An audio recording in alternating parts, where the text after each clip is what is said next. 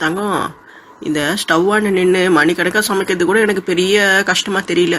ஆனால் இந்த வெங்காயம், தக்காளி இதெல்லாம் அரிஞ்சு வைக்கிறது, இஞ்சி பூண்டு பேஸ்ட் பண்ணுறது, இதுதான் எனக்கு. ஆமாம் வள்ளியம்மா, 2 பேர் 3 பேருக்கு சமைக்கிறதுனா ஈஸி. ஒரு 8 பேருக்குலாம் ஆனால் நம்ம சமைக்கிற வேலையை ஒரு கஷ்டமாகவே பார்க்கக்கூடாதுமா. சந்தோஷமாக செய்யணும். அப்போ தான் செய்கிற சாப்பாடு கூட நல்லா ருசியாக வரும். முன்னெல்லாம் அண்ணன் இருந்தா அவகிட்ட இந்த மாதிரி காய் நறுக்கிற வேலையெல்லாம் கொடுத்துட்டுவேன். அவள் எல்லாத்தையும் செஞ்சு கொடுத்துருவா. அதனால் சமைக்கிறது கொஞ்சம் ஈஸியாக இருந்தது. முத்து இப்போ வேலைக்கு போகிறதுனால தான் எனக்கு உதவி செய்ய முடியல. முன்னாடி அவன் படிச்சுட்டு இருக்க நேரம்லாம் வீட்டில் என்ன பண்ணுவான், நேரம் கிடைக்கும் போதெல்லாம் எனக்கு நிறைய உதவி பண்ணுவாம்மா. இஞ்சி பூட்டு பேஸ்டெல்லாம் அவனே அரைச்சி கொடுத்துருவாம்மா. கீரை செஞ்சேன்னா எல்லா கீரையும் ஆஞ்சி கொடுத்துருவான். அதுவும் இல்லாமல் அவன்கிட்ட புதினா மட்டும் கொடுக்கக்கூடாது. புதினாவை கொடுத்தேன்னு வச்சுக்கோ, அதில் இருக்க இலையெல்லாம் பிச்சு என்கிட்ட கொடுத்துட்டு அந்த காம்பெல்லாம் எடுத்துகிட்டு போய் பின்னாடி செடியாக நட்டு வச்சிருவான்ப்பா. பின்னாடி போய் பாரு எவ்வளோ செடி இருக்குது. அது காரணமே முத்து தான். அப்போல்லாம் நிறைய தனியாக விதைங்கள்லாம் போட்டு கொத்தமல்லி செடி வளர்த்துன்னு இருப்பான். அதை இந்த சிட்டுக்குருவிங்க சாப்பிட்டு போயிடும். அதுங்களை துரத்திட்டு அதை திட்டின்னு இருப்பான் பாரு. பார்க்கவே ஒரே சிரிப்பாக இருக்கும் நம்மளுக்கு. ஆமாம்மா, நம்ம ஊரில் சிட்டுக்குருவி இருக்கிறத நினச்சி நம்ம சந்தோஷப்படணும். பட்டணத்துக்குலாம் போனால் சிட்டுக்குருவியை பார்க்கவே முடியலன்னு சொல்கிறாங்க இப்போல்லாம். சிட்டுக்குருவிகளும் இந்த மாதிரி இயற்கை சூழலில் தானே வாழுது. அது பாவம் சாப்பிட்றதுக்கு எங்கே போவோம், சாப்பிட்டுட்டு போட்டோம். இப்போ அவனுக்கு நேரம் கிடைக்காததுனால இந்த தனியாக செடியெலாம் வளர்க்குறத விட்டுட்டான் அவன். வளர்ந்த வரைக்கும் நான் எடுத்து கட் பண்ணி சமைச்சிக்கிறேன். மிச்சம் மீதியை கடையில் வாங்கிக்கிறேன். இந்த வெங்காயம் இருக்குது, அதை கூட அவ்வளோ மெல்லீசாக நறுக்கி கொடுப்பாமா. நல்லா சமையலுக்கு ஹெல்ப் பண்ணுவான் எனக்கு அவன். ஆமாம் வள்ளியம்மா, சின்ன பிள்ளையிலேருந்தே உங்கள் கூடயே தானே அவர் இருந்து வளர்ந்தாரு. அதனால் உங்களுக்கு உதவி பண்ணி அப்படியே பழக்கமாயிட்டு இருக்கோம். சில பசங்கள்லாம் அந்த அளவுக்கு அம்மா கூட அவ்வளோ அன்பாலாம் நடந்துக்க மாட்டாங்க. அவங்க பாட்டு வேலை செய்வாங்க, அவங்க பாட்டு போயிட்டுருப்பாங்க.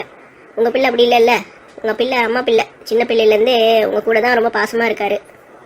சின்ன பிள்ளையிலேருந்து அப்பாலேருந்து வளர்ந்த கஷ்டம் பசங்களுக்கு தெரியக்கூடாதுமா. அதனால் நானும் அவன் என்ன கேட்டாலும் செஞ்சு கொடுத்துருவேன்.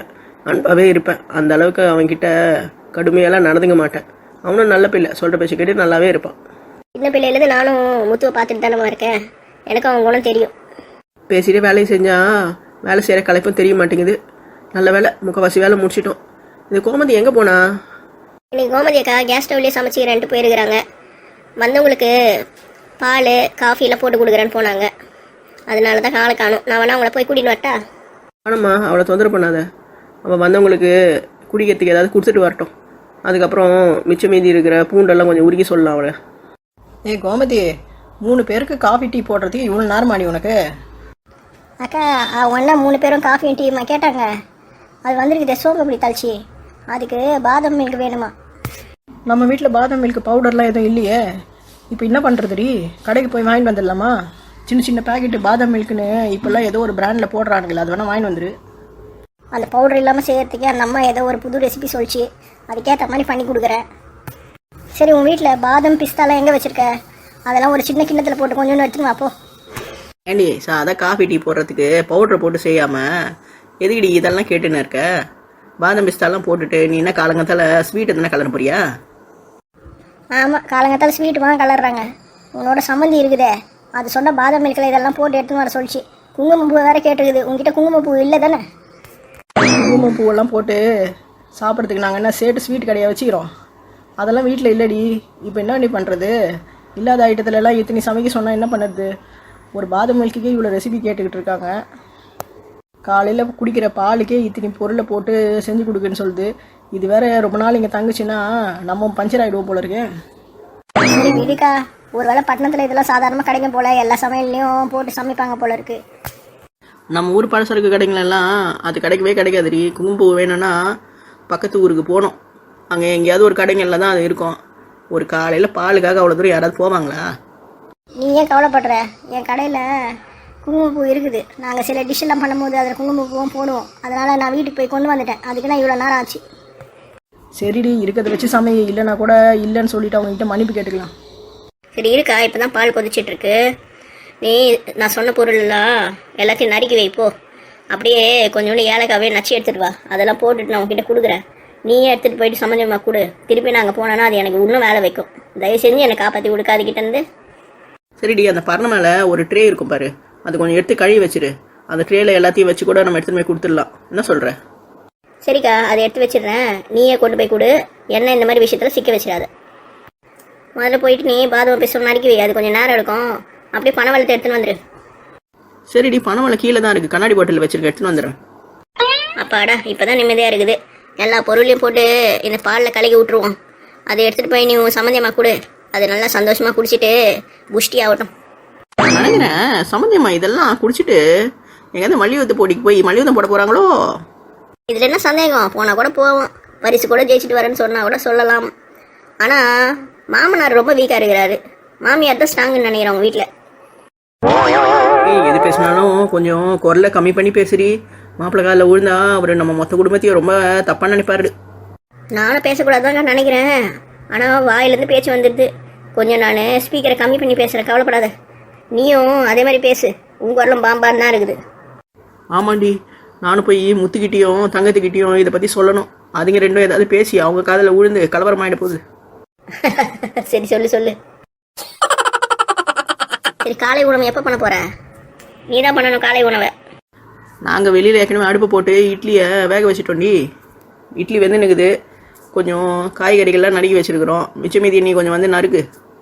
சரி, அப்போ இட்லி சாம்பார் வச்சு காலைல ஓட்டிடலாமா? ஆமாண்டி, மத்தியானத்துக்கு கொஞ்சம் நாட்டுக்கோழி குழம்பும் நேற்று கருவாடு வச்சுருந்தேன், அது கொஞ்சம் சுட்டுட போகிறேன். கொஞ்சம் சுட்டு கருவாடும் அதோடு சேர்த்து கொஞ்சோண்டு மட்டன் சுக்கா பண்ணி வைக்கலான்னு பார்க்குறேன். அது போதும்னு நினைக்கிறேன். அக்கா, வந்துக்கிறவங்க 2 பேருமே வயசானவங்க. அவங்களாம் மட்டன் சாப்பிடுவாங்களான்னு ஃபஸ்ட்டு கேட்டுக்கோ. அப்புறம் அவங்களுக்கு பிபி இருக்குது, அது இருக்குது, இது இருக்குதுன்னு அதெல்லாம் சொல்ல போகிறாங்க. அவங்களுக்கு ஏற்ற மாதிரி சமைச்சு கொடுக்கா. ஆமாம், மட்டன் கொஞ்சம் கொலஸ்ட்ரால் தான், இருந்தாலும் கொஞ்சம் சாப்பிட்றதுனால ஒன்றும் ஆகிட போகிறதில்ல. நான் கேட்டு பார்க்குறேன்டி. இல்லைன்னா சிக்கன் குழம்பு இருக்குதுல்ல, அதை வச்சு ஓட்டிடலாம். விடு, அப்பளம் எப்பளம் பொரிச்சிக்கலாம். எதுக்கா இவ்வளோ வேலை பண்ணிகிட்ருக்க? இந்த பொருளே போதும். ஏதாவது எக்ஸ்ட்ரா வைக்கணும்னா எங்கள் கடையிலேருந்து மாங்காய் ஊருக்கு ஒன்று கொடுத்தேன் பார்த்தியா? அந்த மாங்காய் ஊருக்கா கொஞ்சம் ஓரத்தில் அதை சாப்பிட்டாலே போதும். சொர்க்கத்துக்கு போயிடலாம். உன் கடையோட ஊருக்காவை இந்த மாதிரிலாம் ப்ரொமோஷன் பண்ணுற பாரு நீ. ப்ரொமோஷன் பண்ணி நான் என்னப்பா பண்ண போகிறேன்? ஏற்கனவே அது ஃபேமஸாக ஓடினுக்குது. எங்கள் கடையில் வரவங்க எல்லாருமே அந்த ஊருக்காவை கேட்டு சாப்பிடுவாங்க. தோசைக்கு நாங்கள் வடகறி வைக்கிறோம். இருந்தாலும் அந்த ஊருக்காய் வேணும்னு ரொம்ப பண்ணி வாங்கி சாப்பிட்றாங்கக்கா.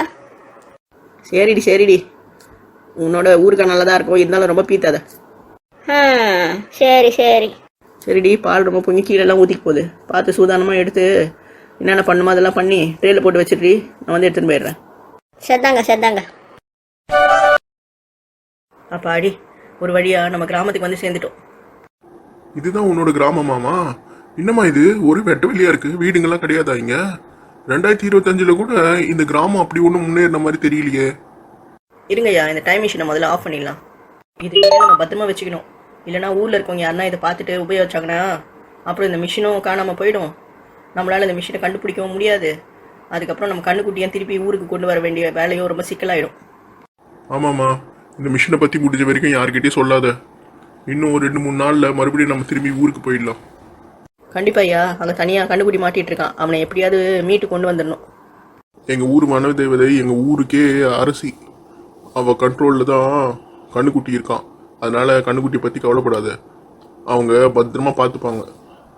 நீங்கள் சொல்கிறதெல்லாம் சரிதான். ஆனால் இங்கே வந்தோடனே இப்போ எனக்கு பயம் வந்துடுச்சு. கண்டுக்குட்டியோட அம்மா கோமதி கிட்ட என்ன சொல்லி சமாதானம் பண்ண போகிறேன்னே தெரியல. நம்ம அநேகமாக திரும்பி போகும்போது அவளையும் கூட்டிகிட்டு போயிடலாம். கண்டிப்பாம்மா, நம்ம உதவிக்காக கொஞ்சம் ஆட்களை இங்கேருந்து கூட்டிகிட்டு போகலாம். சரி, இந்த கிராமத்துக்கு பாதையே கிடையாதா? இப்போ எப்படி நம்ம கிராமத்துக்குள்ளே போக முடியும்? நான் இந்த கிராமத்தில் 2 மாதத்துக்கு மேலே இருந்திருக்கேன் ஐயா. எனக்கு இந்த கிராமத்தோட பாதைகள் இடங்கள் எல்லாமே அத்துப்படி. நடந்து வாங்க, இன்னும் ஒரு 10 நிமிஷத்தில் நடந்தேன்னா நம்ம வீட்டுக்கு போய் சேர்ந்துடலாம்.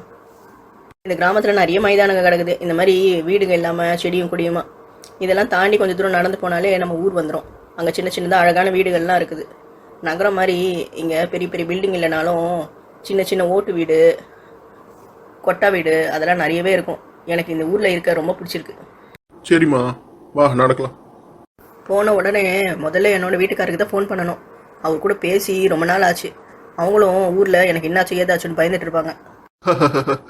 ஊரில் வந்து இறங்கணுன்னு தான் உனக்கு எல்லா பயமும் வருதா? இப்போதான் பழைய ஞாபகம்லாம் வருது போல இருக்கு. ஊரில் இருக்கும்போது உன்னோட வீட்டுக்கார பற்றியும் வீட்டுக்கார குடும்பத்தை பற்றி நீ என்கிட்ட எதுவுமே சொல்லலையே. அதனால் என்ன, வாங்க ஊர் போய் சேர்றதுக்குள்ளே உங்களுக்கு எல்லா கதையும் நான் சொல்கிறேன். சரி நடமா.